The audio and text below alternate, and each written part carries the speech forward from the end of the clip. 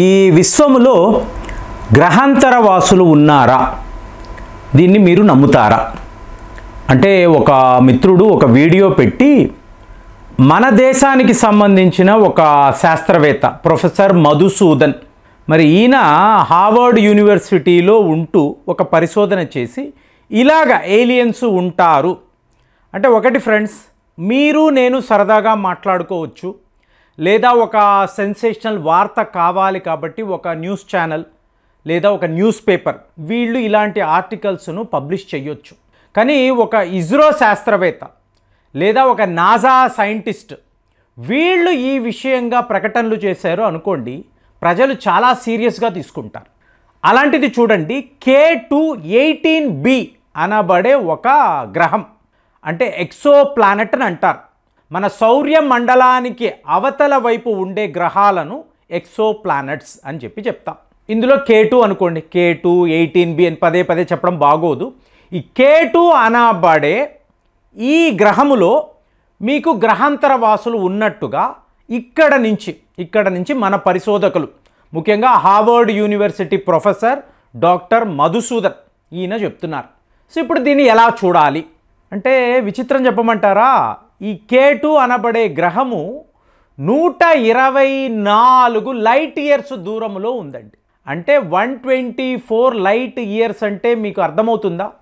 అంటే human brain అనేది పని చెయ్యదు. దీన్ని ఊహిస్తే మీకు బుర్ర అనేది పని చెయ్యదు. ఎందుకు అంటే 1 లైట్ ఇయర్ అంటే ఏంటి, 3 లక్షల కిలోమీటర్స్ పర్ సెకండ్. సెకండ్కి కాంతి వేగం ఎంతండి? 3 లక్షల కిలోమీటర్స్, 186 లక్షల మైళ్ళు. ఊహకే అందదు. సో అక్కడ ఒక గ్రహము, అందులో గ్రహాంతర వాసులు ఉన్నారు అని చెప్పి ఇక్కడ కూర్చొని మనం మాట్లాడితే, మిత్రుడు ఆ వీడియోను పంపించి, ప్రేమ్ గారు దీన్ని నమ్మాలా నమ్మకూడదా అంటే, మనల్ని తప్పుదోవ పట్టించిన వ్యవహారాలు ఎన్ని ఉన్నాయండి. మనము చిన్నప్పుడు చదువుకున్నప్పుడు మొసపటోమియాలో ఫర్ ద ఫస్ట్ టైం మనిషి అనేవాడు వ్యవసాయం చేశాడు. తరువాత ఆయుధాలు అనేవి రోమన్ చక్రవర్తులు కనిపెట్టారు. ఇవే కదా పరీక్షలు రాస్తే మార్కులు వేశారు. తర్వాత మనం ఏం ఆలోచించాం, మహాభారత యుద్ధము అన్నప్పుడు 5500 సంవత్సరాల క్రితం, బిఫోర్ కామన్ ఈరా.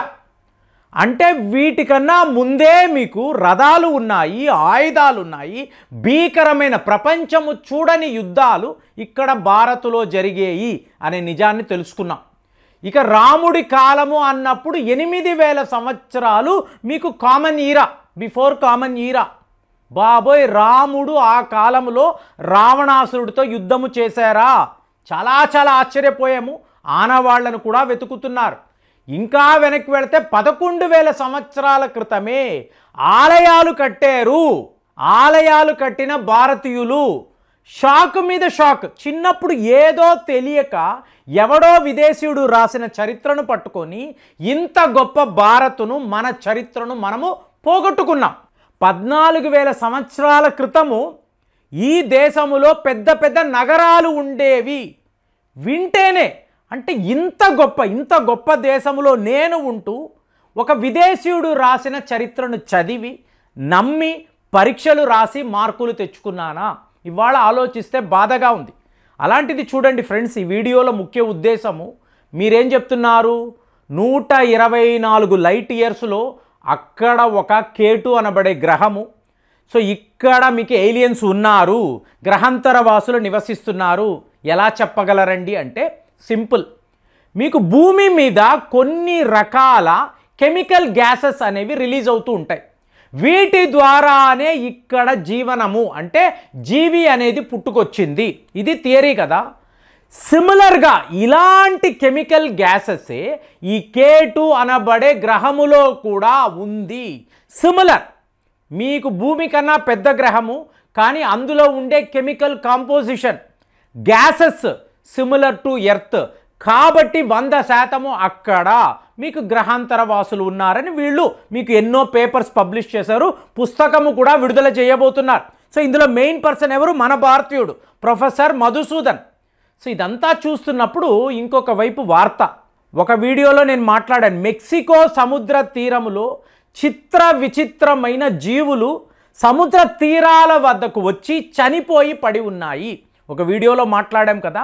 అంటే ఏం జరుగుతుంది, జపాన్ వాళ్ళు ఏం మాట్లాడారు, సునామీ రాబోతుంది, దానికి సంకేతమే ఇలాంటి జీవులు సముద్ర తీరాలలో చనిపోవడము. అమెరికా వాళ్ళు కూడా ఇలాగే అన్నారు. అవునండి, ఒకప్పుడు మెక్సికోలో ఇలాంటి సునామీలు వచ్చాయి. ఈ జీవులు ఎప్పుడైతే బయటికి వస్తాయో, అందుకే నేను ఈ వీడియోలో సముద్రము అడుగున ఉండే ఏలియన్స్ అంటే మీరు చూడగలరు, ఈ జీవులను కాపాడగలరు, అలాంటి ప్రయత్నాలు చేశారా అంటే కాదు కదా. యుద్ధాలు అన్నారు, మీకు కావలసిన ఆయిల్స్ అని చెప్పి హై లెవెల్లో డ్రిల్లింగ్, సముద్రం అడుగున వేల మీటర్స్లో మీరు ఇవాళ డ్రిల్లింగ్ చేయడానికి ప్రయత్నాలు చేస్తున్నారు. యుద్ధాలు అంటున్నారు, సముద్రంలో రేడియేషన్ని నింపుతున్నారు.